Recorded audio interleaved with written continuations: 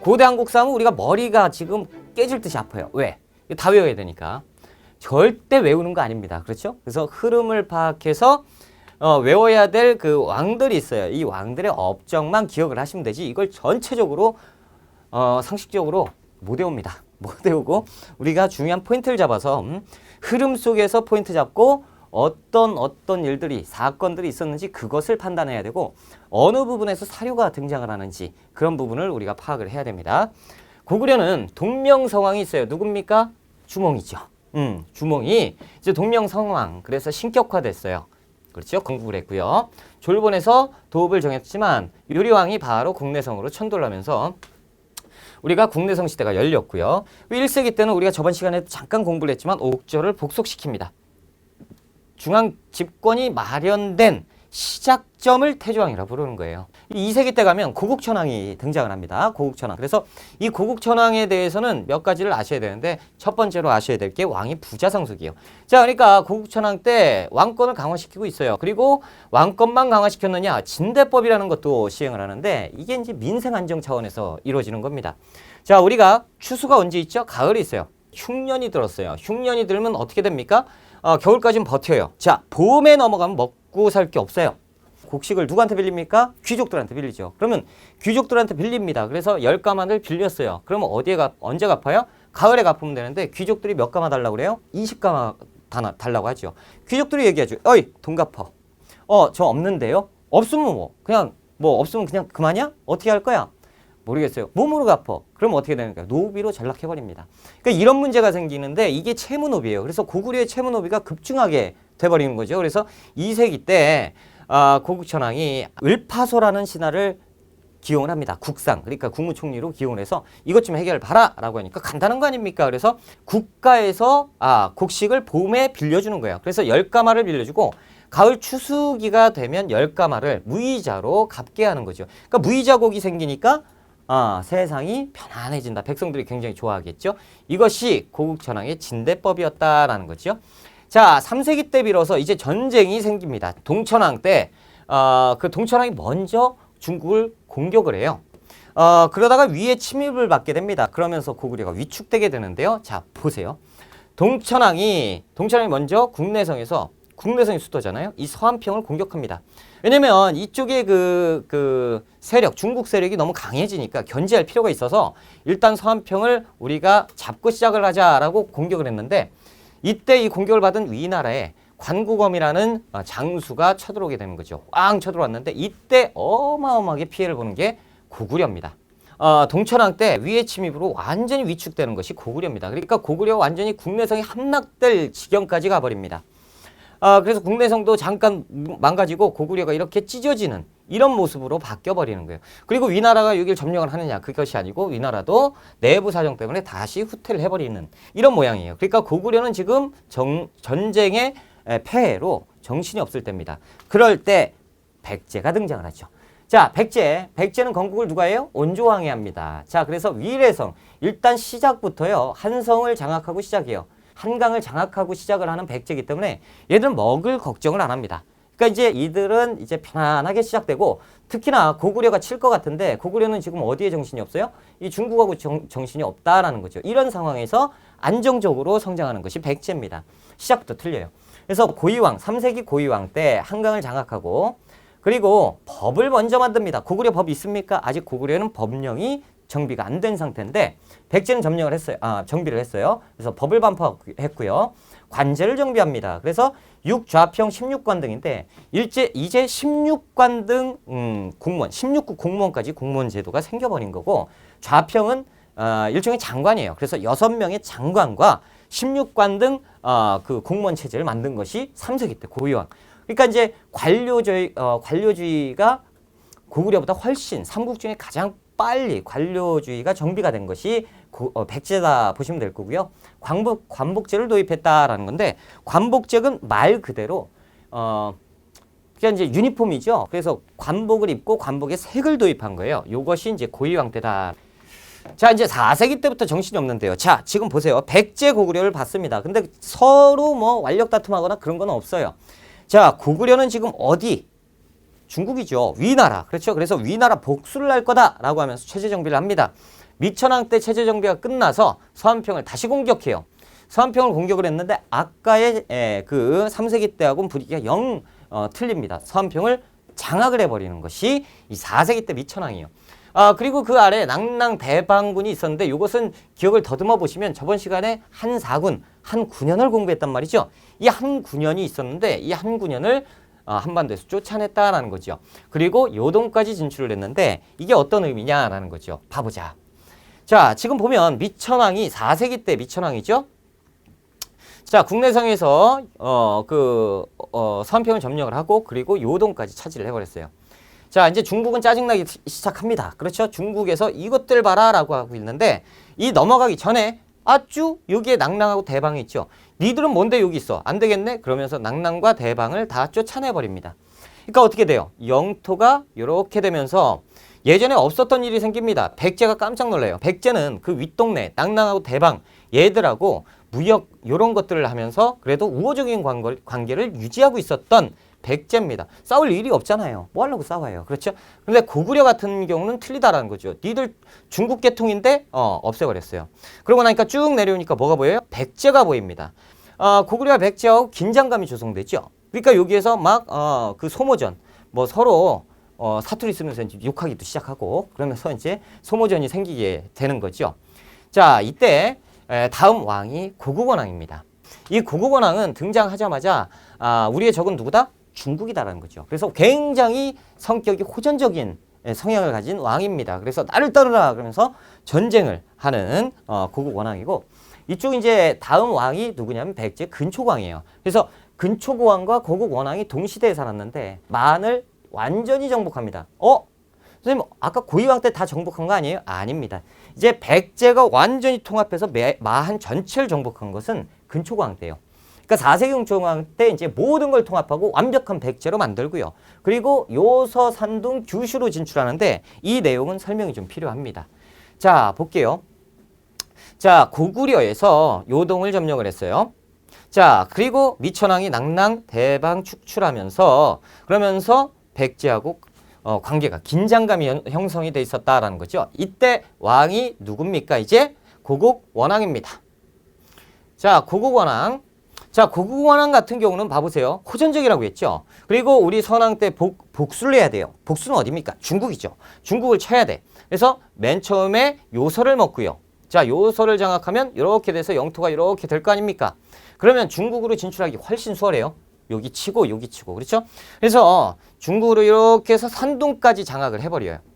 자, 이렇게 되면 어떻게 됩니까? 그럼 누가 긴장되죠? 백제죠. 백제는 이렇게 생긴 나라인데요. 자, 고구려가 여기까지 장악하고 여기까지 장악해서 이렇게 공격하면 백제는 큰일 나죠. 자, 이때 백제의 정세, 국제 정세를 파악한 사람이 누구냐면 근초고왕이에요. 자, 근초고왕은 이때 이 모습을 알고 고국원왕 네가 지금 이런 생각하고 있는 거 우리가 알고 있다. 그래서 길목을 막아버리자. 그래서 맨 처음에 가는 것이 요서지방 끊어버립니다. 그러니까 요서지방에 가서 고구려를 막기 시작하는 거죠. 고구려는 여기에서 진출하려고 봤는데 쬐깐한 나라가 여기를 막아버린 거예요. 열받죠? 그래서 고국원왕은 이제 이것들 안 되겠다. 백제부터 치자. 그리고 이런 모습이 전개가 되는 거예요. 자, 중국 입장에서 봐볼까요? 이 백제가 실을 이유가 하등이 없어요. 왜? 고구려가 항상 이렇게 넘보고 있었는데 고구려를 지금 막아주는 고마운 나라잖아요. 그게 친구예요. 친구야. 그래서 산둥까지 진출을 하게 되고 그리고 이 근초고왕은 이 해상 세력을 가지고 이 불쌍한 나라 일본을 키워줍니다. 그래서 문화 같은 것도 전파를 해주고 이제부터 외에는 백제가 아버지의 나라가 되는 게 너무 고마워요. 올 때마다 막 바리바리 싸들고 오니까 고맙죠. 자, 이런 상황에서 고국원왕과 근초고왕이 전쟁을 하게 되는 거예요. 고국원왕이 고구려가 전쟁 그래서 쭉 밀고 내려옵니다. 그러니까 근초고왕도 어쭈 요것 봐라. 그래서 전면전이 시작이 되는 거예요. 전면전이 시작이 돼가지고 누가 이기냐면 이 근초고왕의 태자, 그러니까 근초고왕의 아들 근구수가 있습니다. 자, 이 근구수를 보내요. 그래서 전면전에서 근구수와 고국원왕이 전쟁을 하는데요. 이 전쟁이 근구수가 고국원왕을 쳐버립니다. 결국에는 고국원왕이 지고요. 근구수, 그러니까 근초고왕도 아니고 근구수가 이겨요. 왕자가 이겨버려. 그러니까 이제 이기는 거 뭐 창피한 거 이걸 다 뒤로 하고 일단 전쟁에서 패전하니까 얼로 도망가야죠. 평양까지 퇴각하는 고구려군인데 이때 평양성에서 누가 기다리고 있었다? 근초광이 기다리고 있었고 근초광이 고국원왕의 목을 쳐버리는 이런 일이 전개가 되는 거예요. 그래서 여기에서 보시면 그 고국원왕 평양성 전투 중에 전사했다라고 나오죠. 그래서 고구려와 황해도 다툼에서 근초광이 이 고국원왕을 전사시켰다라는 거예요. 그래서 이게 시험 문제 잘 나옵니다. 시험 문제 잘 나오니까 이거 체크해 두시고요. 자, 그렇다면 근초광 한번 볼까요? 자, 이제 삼국의 항쟁, 우리 한반도의 정세가 확 틀려졌어요. 예전엔 고구려가 강한 나라였는데 이 엄청나게 강한 중국과 전쟁을 하는 엄청나게 강한 고구려를 백제 쬐깐한 나라가 쳐서 이겨버린 거예요. 그러니까 이제 고구려는 세가 위축되겠죠. 백제는 편안합니다. 어마어마한 강한 나라로 성장하는 것이 이 4세기 근초광 때죠. 그래서 근초광은 백제의 전성기가 되는 것이고 여기에서 이제 보실까요? 황해도와 다툼에서 이겼고요. 그리고 왕위도 부자 장속을 하게 되는 거예요. 역시나 왕권 강하죠. 그리고 형세가 좋을 때, 그러니까 전성기, 왕의 힘이 엄청 강할 때 그 나라의 역사서를 쓰게 됩니다. 그것이 서기고 근초광은 박사, 고흥을 시켜서 근데 박사가 뭡니까? 지금 여러분 박사 있죠? 석사, 박사, 학사 뭐 다 있잖아요. 그렇죠? 이 박사하고 지금 박사하고 비슷하다고 보시면 됩니다. 학자예요. 높은 학자. 그래서 고흥을 시켜서 역사서를 써봐라 라고 하면서 서기를 편찬하게 되니 이것도 체크를 해두셔야 되고요. 자, 그리고 침류왕은요. 편안하죠? 이 선왕이 모든 일을 다 했어요. 편안해요. 선왕이 안 했던 게 뭐가 있을까라고 봤더니 불교가 있어요. 아하, 우리 불교를 공인하자라는 거죠. 그래서 이 불교 공인은 근초광 때 한 것이 아니다라는 정도만 아시면 되고요. 자, 여기 봅시다. 고국원왕, 고구려 상황을 봐봐요. 고구려는 완전히 엉망입니다. 왕이 직접 전쟁을 했는데 누구? 백제 쬐깐한 나라의 왕한테 진 게 아니고 왕자한테 졌어요. 그 쫓겨나다가 죽임을 당했단 말이죠. 그러니까 왕권이 완전히 떨어지겠죠. 이 왕권을 부여잡고 다시 강한 나라로 성장을 하자 그러면서 체제 정비에 안간힘을 쏟았던 분이 소수림 왕이에요. 이 소수림 왕 때 미친 듯이 체제 정비합니다. 이유는 뭐예요? 백제를 쳐야죠.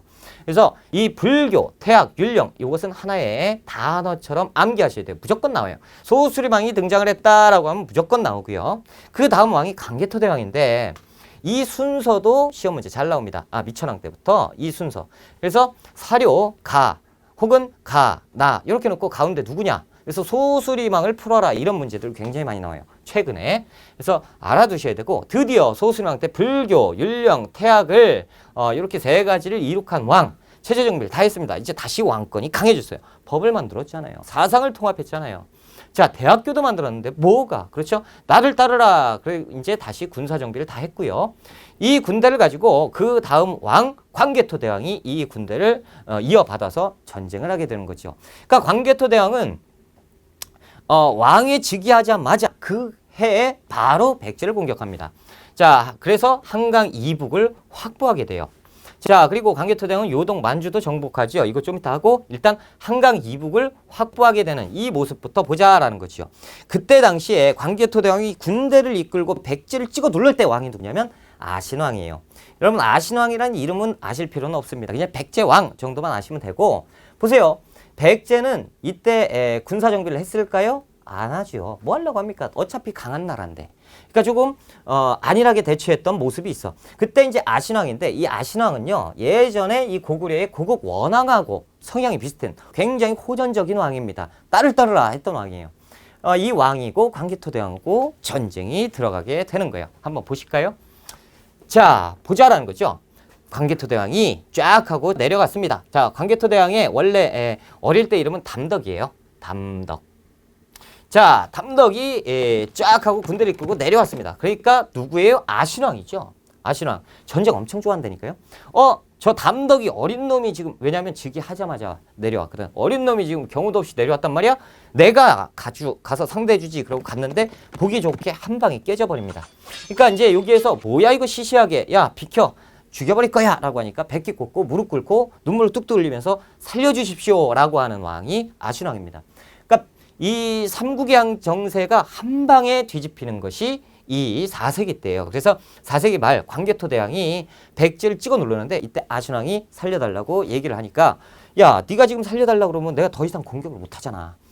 일어나서 덤비라니까? 아닙니다. 죄송합니다. 그러면서 얘기해요. 그리고 자신들이 노객이라고 자처를 해버려요. 노객은 뭐냐면 신하의 나라입니다. 그러니까 왕의 나라가 신하의 나라를 봐줄 수도 있지. 한 번만 봐주시오. 라고 얘기하죠. 그래, 좋다. 그러면 큰 나라, 대국은 소국을 그렇게 함부로 할 게 아니다라는 거지. 일어나시오. 단, 내가 조건이 있으니 이 조건을 받아들여라 라는 거죠. 뭡니까?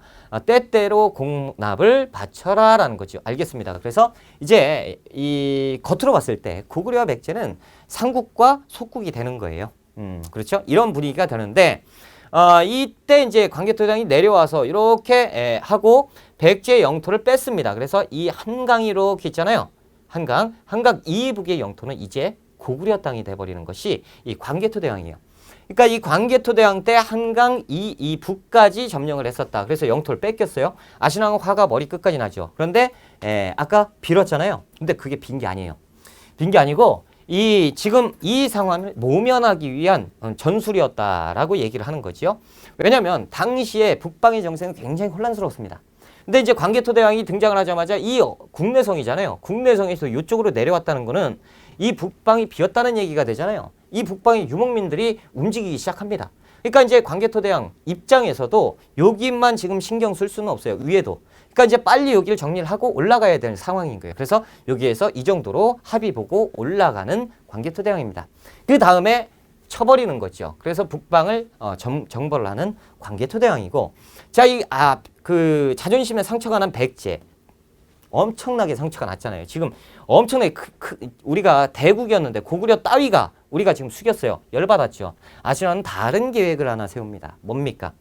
이거 지금 고구려를 쳐야 되는데 전면전을 해보니까 내가 안 된다. 전면전은 안 되고 머리를 쓰자. 아하, 이 방법이 있구나. 왜? 1번 일로 와. 사신 보내고요. 가야 니들도 나 도와줘야겠어. 그래서 중국에도 연통을 취하고요. 뭐냐면 이 한쪽 귀퉁이 여기를 전체 백제로 만드는 거예요. 그러니까 가야는 빼고, 그렇죠? 백제를 만들어. 그러면 신라를 공격해서 신라를 우리 땅으로 만든다면 얘기는 틀려져요. 자, 일본에서 지원해주고요. 신라 여기도 이제 우리 거니까 아래에서 찍어 누르고요. 중국하고도 관계가 좋잖아요. 중국이 치면 해볼만 하다라는 계획을 세우는 거죠.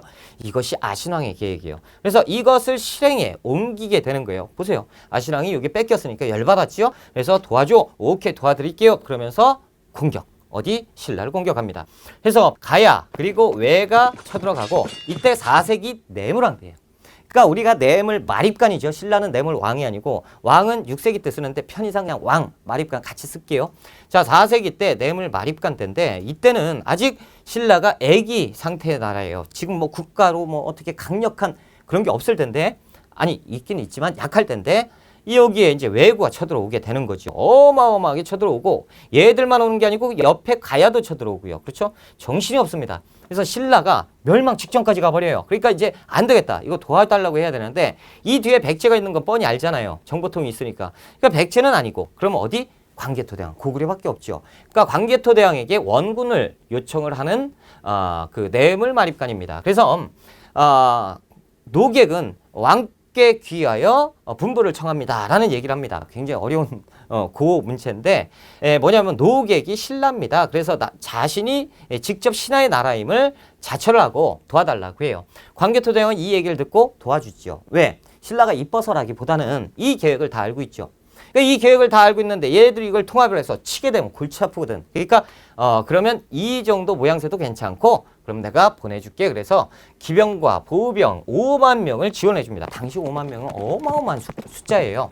5만 명을 보내서 싹 다 토벌을 해버렸다라는 거죠. 그래서 이때 외를 싹 다 정리하고요. 그런 다음에 이 옆에 있는 조만한 나라 가야 너 따위가 나와서 그래서 고구려군이 같이 공격을 해버리는데 이 가야는 일단 6개의 가야로 연맹국이에요. 그렇죠? 가야가 6개인데 그래서 이른바 육가야라고 하는데 주도적인 역할을 했던 나라가 초창기에는 금관가야였어요.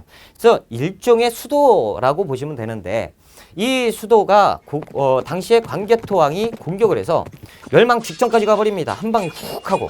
그래서 이때 안 되겠다. 이동하자. 그래서 대가야로 옮기고요. 중심지가 바뀝니다. 그래서 이 금관가야가 가야를 움직였을 때 이 시기를 전기가야라고 하고요. 이 대가야가 다음을 이어받았을 때를 후기가야라고 합니다. 그래서 이 광개토대왕의 공격 이것이 중요한 내용이죠. 그래서 금관가에서 대가야로 이동한 원인은 뭡니까? 고구려군의 공격, 광개토대왕의 공격이 돼야 되는 거예요. 자, 봅시다. 광개토대왕이죠. 요동 만주 정복하고 이거 바로 해드릴 거고 한강 이북을 확보했습니다. 누구하고 싸웠어요? 백제 아신왕. 그래서 아신왕이 고구려에 항복을 했고요. 그리고 이때 일본과 우호 관계를 형성하고 우리 도와줘 그러면서 신라를 공격하게 되는 것이고 자, 신라를 공격했을 때 이 왜구를 격퇴하지요. 그래서 이 내용은 광개토대왕릉비에 나타나 있습니다. 그래서 신라 내무랑의 지원 요청이 여기 나와 있고 그래서 5만 명을 보냈다라는 것이 써 있는데 이 광개토대왕릉비는요. 누가 만드냐면 이 광개토대왕의 아들 다음 왕인 장수왕이 만들어서 세운 겁니다. 이것은 지금 중국 쪽에 있어요. 자, 그리고 연호를 쓴다라는 건데 이 연호가 연호도 중요해요. 그래서 영락 꼭 시험 문제 광개토대왕 나오면 나오는데요. 자, 우리 이제 5세기로 나옵니다. 장수왕 때 남북조와 교류하는데요. 장수왕은 바로 백제를 멸망시킬 계획을 세웁니다. 이들을 정벌하기 위해서 첫 번째로 해야 되는 건 뭐냐면 이 중국 애들을 교란을 시켜야겠다라는 거죠. 그래서 우리가 중의적인 좀 언어 순화에서 뭐라고 하냐면 남북조와 갑기 교류했다라는 표현을 써요. 그러니까 원래는 이게 뭡니까? 이간책이에요. 이간질을 시키는 거죠. 자, 고구려 장수왕은 탁월한 외교 수완으로 남조와 북조의 사실을 같이 동시대에 보내요. 그리고 나서 북조한테 얘기하죠. 야, 니들 편하게 살고 있더라. 내가 중요한 정보 하나 알려줄게. 남조가 북조 니들을 공격할 계획을 세우고 있어. 그래서 군사를 다 옮기고 있어. 국경 지역으로. 남조도 똑같이 얘기합니다. 그래서 북조가 딱 쳐다보니까 남조가 군대를 옮기고 있어요. 남조가 딱 쳐다보니까 북조도 옮기고 있어요. 그러면서 갑자기 긴장감이 생기게 되는 거죠. 이제 내 계획대로 됐다. 내려가자라고 되는 것입니다. 자, 그래서 장수왕 때 남북조와 각기 교류를 했고요. 그리고 나서 바로 남진정책, 남쪽으로 진격하는 정책을 펼치게 되는데 그 첫 번째가 평양성으로 천도하는 겁니다. 자, 평양성으로 천도하는 거 이유는 어디에 있습니까? 국내성이죠. 이 수도를 일단 평양성으로 가자라는 거죠. 그럼 보세요. 국내성이 수도였는데 이쪽으로 있을 때는 위로 가기가 편해요. 근데 이쪽으로 왔다 그러면 위로 가는 것보다 아래로 가기가 편하죠. 이거 자체가 뭐예요? 장수왕이 평양성으로 천도를 했다, 수도를 옮겼다라는 것 자체가 이제 백제와 신라를 공격하겠다는 얘기고 이것이 이름하여 남진정책의 시작입니다. 자, 그래서 남진정책 평양성으로 옮겨버렸어요. 갑자기 뭐가 군대가 어마어마한 숫자가 내려오더니 성을 쌓고요. 여기서 군사훈련 시키고요. 그리고 와서 왔다 갔다 정찰하고요. 분위기가 이상하거든. 그래서 알고 봤더니 천도를 하고 있는 거예요. 천도 계획하고 직접 천도를 했다라는 거죠. 백제는 이제 큰일 났습니다. 그래서 신라와 연락을 하게 되고 신라도 이 사실을 알게 되고 그리고 신라 같은 경우는 지금 기분이 별로 안 좋아요. 고구려에 대해서 기분이 왜 안 좋냐면 아까 그 광개토대왕이 신라에 공격을 해서 신라를 구원을 해줬잖아요. 그래서 이제 신라 입장에서는 이 남아있는 고구려군이 부담스러운 거야. 그래서 고구려군 이제 집으로 가는 게 어때? 라고 얘기하니까 광개토대왕이 뭐라고 얘기해요? 야, 그러지 말고 내가 지켜줄게. 니들 있잖아. 내가 여기까지 내려오는 것도 힘든데 만약에 여기에서 군대를 다 빼버리잖아? 그럼 똑같은 일이 또 생기면 다시 내려야 돼. 귀찮지? 그러지 말고 우리가 니들 요 국경 지역을 아예 군대 내려온 김에 여기에서 니들 국경을 지켜줄게. 실질적으로 뭡니까? 신라가 포위된 거죠. 그러니까 이제 이걸 좋은 표현으로 쓰게 되면 뭐라고 쓰냐면 고구려와 신라와의 관계가 좋아졌다. 활발한 교류가 있다라고 하지만 실질적인 것은 뭐예요? 이제 신라는 고구려의 간섭을 받게 됩니다. 일정 부분 내정 간섭을 받게 돼요. 그러니까 신라 입장에서는 고구려가 제일 부담스러운 나라가 돼버린 거죠. 그래서 요 분이 주둔해 있다라는 거, 요거는 호우명 그릇. 나중에 또 설명을 드릴 거예요. 호우명 그릇에 이 내용이 적혀져 있고 그 바로 직전 상황. 광개토대왕이 신라를 구원해줬다는 광개토대왕릉비에 나타나 있습니다. 자, 일단 이렇게 하고요. 백제와 신라는 연락을 하면서 친한 친교 관계를 체결하게 됩니다. 그것이 이른바 나제동맹이에요. 그래서 백제의 비유왕과 신라의 눌지 마립간이 이제 동맹 관계를 형성하는 것이 언제야? 평양성으로 천도한 바로 직후입니다. 그래서 평양성으로 천도한 다음에 그 다음에 순서가 백제와 신라의 동맹이에요. 이른바 나제동맹이 시작되는 거고 자, 나제동맹은 그냥 굴비동맹이다라고 외우시면 돼요. 그렇죠? 굴비동맹 됐어요. 자, 그래서 장수왕이 남진정책을 해서 평양으로 천도하니까 백제 비유왕은 나제동맹을 체결을 했다라는 거죠. 자, 한번 볼까요? 자, 드디어 내려왔습니다. 내려오고 나서 어디 바로 치겠어요? 백제를 치기 시작합니다. 신라는요, 냅둬도 돼요. 조금 있다, 신라 같은 나라는 조금 있다 빵 치면 끝나는 나라야. 그러니까 백제부터 치자. 그러고 백제를 공격해버립니다. 당시의 성이 어디예요? 수도가 위례성인데, 자, 광개토대왕 때 이렇게 해서 가까스로 여기는 지켰어요. 그렇죠? 근데 여기가 이제 바로 전쟁이 터지면 어디? 직격탄을 맞는 것이 위례성이죠. 백제는 여기에서 바로 위례성에서 계로왕이 버텼는데요. 계로왕이 장수왕을 맞서 싸우는데 바로 괴롭게 죽습니다. 그래서 계로왕이에요. 그래서 장수왕이 계로왕을 전사시키고 그 다음에 쭉쭉 밀고 내려가는데 어디까지 내려가냐면 위례성 이제 우리 거야. 그러면 여기에 뭐가 있죠? 한강이 있죠. 한강은 이제 고구려 거가 된 거예요. 그리고 이제 밀려 내려오죠. 그래서 이 계로왕은 장렬히 전사하고요. 그 다음 왕 문주왕. 자, 그 왕이 이제 문주왕이 내려와서 어디? 웅진성으로 도읍을 정하게 되는 것이죠. 그리고 신라와 연합 관계잖아요. 그러니까 여기에서 서로 버티면서 이 위치를 사수했다라는 거죠. 그러면서 이제 위례성에서 웅진성 시대로 가게 되는 백제입니다. 그러면서 왕이 전사했잖아요. 그러니까 왕이 전사하면서 도망가는 중간에 너 그냥 왕해. 그래서 왕이 됐으니 이 웅진성 시대에는요. 왕권이 땅에 떨어지게 됩니다. 자, 그래서 한강을 장악하고요. 한강 장악은 뭐하고 의미가 있어요? 그 계로왕, 그러니까 백제하고 전쟁을 해서 한성을 함락했다라는 의미가 있죠. 그래서 이걸 기념하기 위해서 충주에 중원 고구려비를 세웁니다.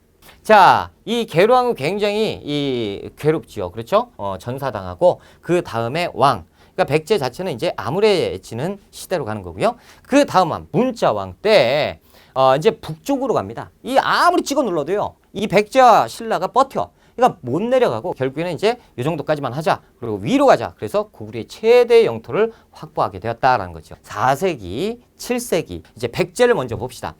자, 나제 동맹 좀 이따 하고요. 자, 5세기 때 비유왕이죠. 그래서 비유왕 때 나제 동맹을 체결하게 되는데 자, 5세기 가기 전에 신라 4세기 때 잠깐 보고 갈게요. 신라는 이제 박혁거세가 이렇게 건국을 하고요. 경주에 도읍을 정했습니다. 자, 4세기 내무랑 때 김씨가 왕위를 계승해요. 김씨가 왕위를 계승하니까 왕권이 강하지는 못했을 거고 그리고 이때 왕이라는 호칭을 쓰지 않고요. 거서관, 차차홍, 이사금, 마립간, 왕. 지금 어디예요? 마립간입니다. 왕후가 이렇게 바뀌어요. 그래서 앞잡다면 거차, 이, 마, 왕이라고 외워요. 그렇죠? 거차, 임마, 왕입니다. 그래서 거서관, 차차홍은 이사금, 마립간인데 이사금 때부터 조금 강해집니다. 군장 이름이에요. 그래서 연맹장이고 마립간은 대군장이라는 뜻이고 6세기 지증왕 때 가서 왕이라는 호칭을 쓰게 되는 겁니다. 지금 왕이 아니고 마립간식이에요. 그래서 이것도 아셔야 됩니다.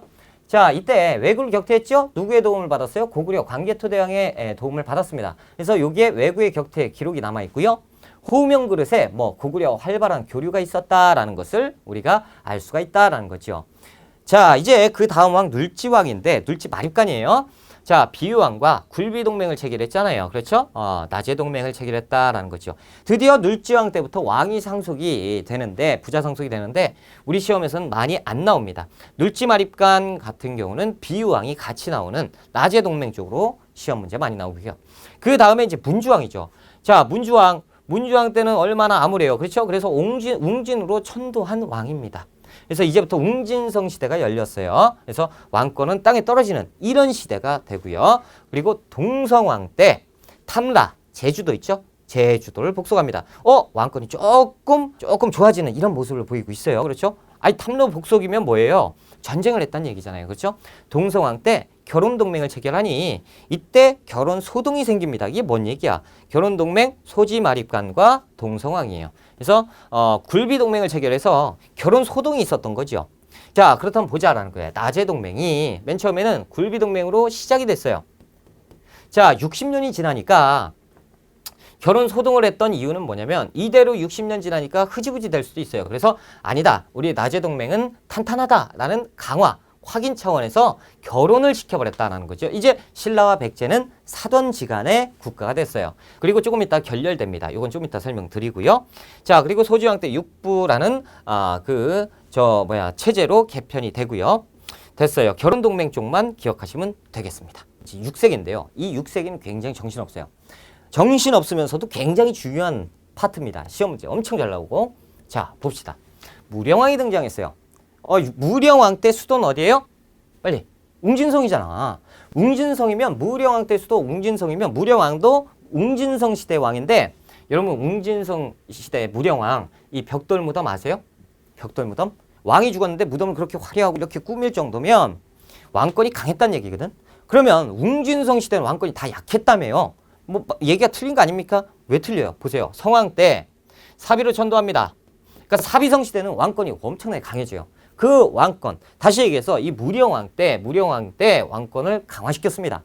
안정화시키고 그 다음에 그 아들 성왕에게 넘겨주게 되는 거예요. 그러니까 무령왕은 웅진성 시대의 마지막 왕으로서 왕권을 강화시키고 세상을 떠났다라고 보시면 됩니다. 자, 어떻게 강화시켰는지 보자라는 거죠. 22담로를 왕족을 파견했습니다. 22담로가 뭐냐라는 거죠. 자, 여러분 백제 이렇게 있죠. 지금 약해졌어요. 그래서 도시를 22개를 만듭니다. 각 지역에 22개를 만들고 이 동네에 지방관을 파견하는데 이 지방관은 내 사촌들을 막 파견해요. 그러니까 22담로를 요충지에다 만들고요. 이 22담로에 왕족을 파견했다라는 거죠. 그러면서 왕권을 강화한 왕이 무령왕입니다. 자, 그리고 중국 양나라와 교류를 하면서 중국과의 친분을 쌓았어요. 그것이 증명되는 것이 무령왕릉인데요. 이 무령왕릉은 일단 벽돌 무덤으로 되어 있습니다. 당시에 왕이 죽었는데 그 무덤을 중국의 무덤으로 이렇게 썼다는 것 자체가 중국과 그만큼 친했고 그만큼 중국과의 교류에 힘썼던 왕이라는 것을 증명하는 거예요. 이 당시에 우리의 그 정통 무덤은 뭐냐면 돌무지 무덤이라든가 굴식 돌방 무덤 이런 거였는데 벽돌 무덤은 없었어요. 그래서 이상하다 그랬는데 중국으로 보니까 중국의 왕들의 무덤이 거의 다 동시대의 벽돌 무덤이었어요. 그러니까 이제 왕이 그만큼 중국과 친했구나라는 것을 증명해 줍니다. 그런데 이게 1970년대 초에 발견이 되는데 우연치 않게 발견이 돼요. 그때 이 지석이 하나 발견되는데 그 지석의 내용이 무령왕과 무령왕비가 여기에 묻혀있다라는 내용이 있습니다. 그래서 우리가 무령왕이라는 것을 알게 되는 거예요. 자, 보세요. 무령왕릉 보세요. 이 벽돌로 하나하나 이렇게 벽돌로 이렇게 해서 세운 건데 자세히 안 보이시겠지만 이 경계 있죠. 이렇게 벽돌이 몇 개가 있어요. 엄청 많겠지. 여기에 연꽃무늬가 이렇게 박혀 있다라는 거죠. 지석이 발견되는데 이게 지석의 내용을 보면 사마왕이라는 얘기가 나옵니다. 사마왕과 사마왕비가 이 사마왕은 무령왕의 살아생전의 이름이었어요. 그래서 사마왕과 사마왕비가 여기에 오수전을 주고 산신에게 이 땅을 샀다. 그러니까 묻혀 있다라는 내용이 담겨 있는 것이 지석입니다. 그리고 여기 문을 딱 열고 들어가면 이 문 바로 앞에 뭐가 있냐면 석수가 있었어요. 돌짐승. 이 석수가 이 사마왕과 그러니까 무령왕과 무령왕비를 지켜주고 있었다. 이런 거죠. 그래서 무령왕릉 굉장히 중요하고 우리가 문화편에서도 시험 잘 나와요. 자, 이때 당시의 신라 봐보자라는 거죠. 신라는 6세기 때 신라는 굉장히 중요해요. 시험 잘 나옵니다. 무조건 다 외워야 돼요. 자, 지중왕 때 비로소 신라 그리고 왕이라는 칭호를 씁니다. 자, 그리고 우경, 소를 이용한 농사를 지었고요. 그리고 동시전이라는 게 있는데 동시전은 뭐냐면 시장 감독관청입니다. 그만큼 시장이 번성했다는 얘기가 되는 것이고요. 특히나 그 우산국이라는 거 굉장히 중요하죠. 우산국은 뭐예요? 울릉도예요. 울릉도는 당시에 독도를 포함하는 개념이고 우리가 6세기 때 이사부 장군을 보내서 이 우산국을 복속시킵니다. 우리 영토로 편입시켰고 독도도 같이 편입을 시켰습니다. 이것이 삼국사기의 기록에 나오니 독도 문제 나올 때 무조건 출제가 됩니다. 자, 그리고 6세기 때 버풍왕이에요. 병부라는 것을 설치하는데 이것은 이제 국방부라고 보시면 됩니다. 국방부를 설치해서 군사권을 장악했고요. 17개의 공무원 제도를 만듭니다. 17관 등. 그리고 공복제 요렇게 만들고요. 자, 여기에서 차이가 확 나죠. 백제는 몇 세기 때 했어? 3세기 때 했어요. 3세기 때 했는데 신라는 지금 6세기 때 하고 있어요. 그러니까 좀 느리다라는 거죠. 법을 만들었습니다. 법. 그래서 불교를 또 공인했고요. 건원이라는 연호를 썼고요. 별로 중요하진 않죠. 검은 글씨잖아요. 금관가야를 정복한다라는 게 복속이라는 표현이 맞아요. 금관가야의 왕이 직접 와서 투항을 합니다. 그래서 이때 금관가야가 멸망을 한다라는 거예요. 자, 이게 2차 돈의 순교인데요. 이때 버풍왕 때예요. 자, 여러분 버풍왕 때 불교를 믿지 않았다라는 거예요. 불교는 사이비 종교 2단으로 취급받았다라는 거예요. 왜? 당시에 귀족들이 다 토착 신앙을 믿었어요. 그런데 불교 뭐 부처님 웃기는 소리 하지 마라 이렇게 될 때 이차돈이 와서 이 불교를 믿어야 된다. 부처님이 노하신다라는 얘기를 하죠. 그러니까 안 되겠다. 이차돈을 처형해야겠다. 그래서 이차돈을 체포합니다. 이차돈을 체포한 다음에 야, 너 이제 처형 당할 건데 하고 싶은 얘기 있어? 라고 얘기하죠. 만약에 내가 죽거든 기이한 일이 생길 것이다. 기이한 일이 생기면 부처님이 살아있다는 증거고 부처님이 노하신 거니까 니들은 불교를 수용해라. 얘기 다 했으면 죽일게. 그런 다음에 목을 빵 치는 거죠. 그래서 목이 딱 쳐져요. 이게 몸이에요. 그리고 목이 여기 있잖아요. 떨어졌어요. 빡 치자마자 이게 피예요. 피가 솟구치는 건데 하얀 피가 솟구치더라라는 거죠. 그리고 침과 내리침과 동시에 이거는 뭐냐면 땅이 지진 난 것을 그린 거예요. 땅이 지진 나고 쿵 치고 피가 솟구치고 그 다음에 여기 하늘에서 꽃이 내린다라는 거죠. 꽃비가 내렸어요. 그래서 이것을 육각 기둥으로 이렇게 표현을 해놓은 게 있는데 이것이 이차돈의 순교비입니다. 그래서 이차돈 나오면 법흥왕, 이차돈의 순교 뭐든지 다 아셔야 되고 불교를 수용하는 신라다라는 거죠. 자, 그리고 이제 성왕과 진흥왕이 있는데요. 이 내용은 굉장히 중요하기 때문에 우리가 조금 쉬었다가 들어갈게요.